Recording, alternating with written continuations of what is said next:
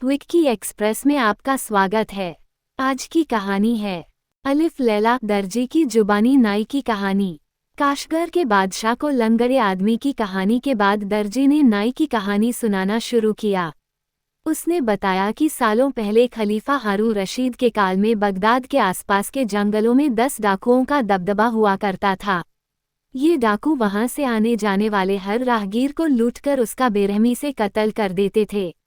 डाकुओं के आतंक से खलीफा की प्रजा बेहद दुखी थी और वे इसकी कई बार खलीफा से शिकायत भी कर चुके थे।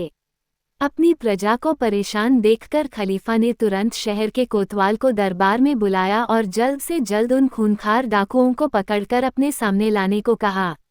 यह आदेश देते हुए हारून रशीद ने आगे कोतवाल से कहा कि अगर वह ऐसा नहीं कर पाया तो उसे ही सूली पर चढ़ा दिया जाएगा। इतना कहकर खलीफा ने उन डाकुओं को पकड़कर लाने की एक तारीख तय कर दी। हारून रशीद का आदेश सुनकर कोतवाल डर गया और अपने साथ कई सारे सैनिकों को लेकर उन जंगलों की ओर निकल पड़ा जहां डाकुओं का आतंक था।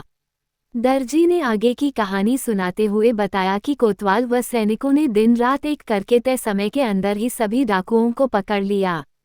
अब डाकुओं को राजा के समक्ष पेश करने के लिए उन्हें नाव से नदी को पार करके महल पहुंचना था, इसलिए सैनिकों ने डाकुओं को एक नाव पर बैठा दिया। इसी दौरान डाकुओं को आम लोग समझकर उसी नाव पर एक नाई भी नदी पार करने के लिए चढ़ गया। नदी के उस पार नाव पहुंचते ही खलीफा के सिपाहियों ने डाकुओं के साथ नाई को भी डाकू समझकर बंधक बना लिया। दर्जी ने बताया कि नाई को बोलने में काफी झिझक होती थी क्योंकि वह अल्पभाषी था। इसी वजह से वह सिपाहियों को ये तक नहीं बता पाया कि वह डाकू नहीं है। सिपाही भी नाई को डाकुओं के साथ दरबार में ले गए और खलीफा के सामने हाजिर कर दिया। उन सभी डाकुओं को देखते ही खलीफा ने गुस्से में जल्लाद को सभी के सिर धड़ से अलग करने की आज्ञा दी। खलीफा का आदेश मिलते ही जल्लाद ने डाकुओं समेत नाई को भी घुटनों के बल बैठा दिया। देखते ही देखते जल्लाद ने सभी 10 डाकुओं के सिर एक एक करके काट दिए और अंत में नाई के पास पहुंच गया। जल्लाद ने जैसे ही नाई का सिर काटने के लिए तलवार उठाई तो एकदम से खलीफा ने उसे रुकने का आदेश दे दिया। जल्लाद को रोककर खलीफा ने नाई को ध्यान से देखा और तेज आवाज में उससे कहा, अरे मूर्ख, तू तो डाकू नहीं लग रहा।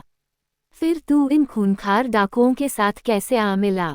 खलीफा की आवाज सुनकर नाई डर गया और फिर हिम्मत जुटाते हुए कहा, हुजूर, मैं तो एक मामूली नाई हूँ। नदी पार करते हुए मैं गलती से इन डाकुओं से भरी हुई नाव पर बैठ गया और सिपाहियों ने जब सबको बंधक बनाया तो मैं सहम गया और कुछ नहीं कह पाया। नाई का जवाब सुनकर खलीफा कुछ देर तक यूं ही उसे घूरते रहे और फिर ठहाके मारकर हंसने लगे। खलीफा ने उससे कहा, मैंने आज तक तेरे जैसा मूर्ख इंसान नहीं देखा है। मौत तेरे सामने खड़ी है और तू कुछ बोल नहीं रहा है। अगर मैं जल्लाद को न रोकता तो तू आज बिना किसी अपराध के ही अपनी जान से हाथ धो बैठता। नाई ने खलीफा से कहा, हुजूर, मैं अपनी मूर्खता के लिए क्षमा चाहता हूँ। मुझे कम बोलने की आदत है और लोगों को देखकर मैं डर के मारे कुछ भी नहीं बोल पाता हूँ। फिर खलीफा ने नाई से उसके बारे में पूछा। खलीफा को अपने बारे में बताते हुए उसने कहा, मालिक, हम 7 भाई हैं, जिनमें से मैं सबसे छोटा हूँ। मेरे अलावा सभी 6 भाई बातूनी हैं और केवल मैं ही हूँ जो बोलने से झिझकता हूँ। नाई ने अपनी बात जारी रखते हुए कहा, मेरा सबसे बड़े भाई का कुबर निकला हुआ है, दूसरे भाई के मुंह में दांत नहीं है, तीसरे भाई को एक आंख से दिखाई नहीं देता, चौथा भाई दोनों आंखों से अंधा है, 5वें भाई के कान कटे हुए हैं, 6ठे भाई के होठ कटे हुए हैं और 7वां मैं हूँ। इतना कहकर उसने खलीफा को अपने भाइयों की कथा सुनाना शुरू कर दिया। नाई ने सबसे पहले अपने बड़े भाई की कहानी सुनाई। इस किस्से को जानने के लिए स्टोरी के अगले भाग को पढ़िए।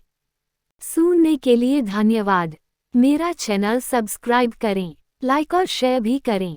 धन्यवाद।